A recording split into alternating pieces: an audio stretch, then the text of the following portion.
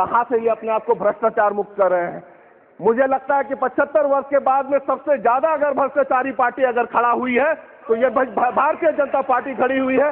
इसे ये चाहे जितना भी लपेट ले, शहद में चाहे जितने भी लपेट ले, इनकी सरकार ईडी सीबीआई और इनकम टैक्स की वजह से चल रही है, वरना ये सामने किसी भी पार्टी से लड़ने के लिए इनमें दम नहीं है। बहुत बहुत धन्यवाद। नोटबंदी पे ये लोग कुछ बोलेंगे नहीं, लेकिन जो इकोनॉमी को सेटबैक, कहिए कि कोरोना तो एक नेचुरल पैंडेमिक था, लेकिन नोटबंदी, 2 बार नोटबंदी इस सरकार के द्वारा दी गई इस देश को सोची समझी पैंडेमिक थी।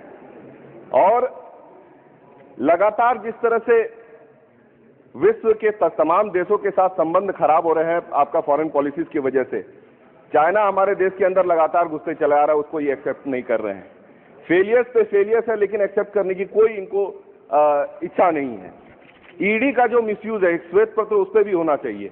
और मैं कहना चाहूंगा, executive, ED, CBI, income tax का जो मिसयूज, ये अपने आप को कहते हैं कि भाई हम भ्रष्टाचार नहीं करते हैं, इनसे बड़ा भ्रष्टाचारी कोई नहीं हो सकता है।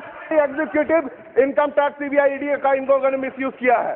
10 साल बनाम ये शुरू से बता रहे हैं, 10 साल बनाम ये देश आजाद हुआ था, उस समय की परिस्थिति क्या थी, उस समय की परिस्थिति क्या थी और किस तरह से उस समय उन लोगों ने देश को आगे बढ़ाया। और आज जब ये अच्छे स्थिति में इन्हें देश मिला, ये गर्त में ले जाने का काम किए हैं, ये गर्त में ले जाने का काम किए हैं, इनको स्वीकारना पड़ेगा।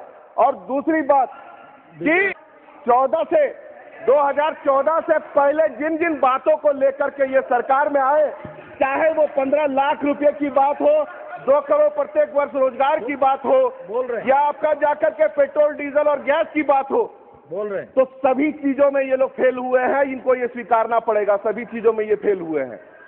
और उसके बावजूद तो देश की व्यवस्था जो बनाई गई थी, रिजर्वेशन क्यों दिया गया सर? रिजर्वेशन इसलिए दिया गया जो हजारों साल से जिन पे जो है अत्याचार हो रही थी, उस समाज को आगे लाया जा सके, चाहे वो एसटी हो, एससी हो, ओबीसी हो। प्राइवेटाइजेशन के माध्यम से इन्होंने सबसे ज्यादा उनका हक मारने का काम किया है।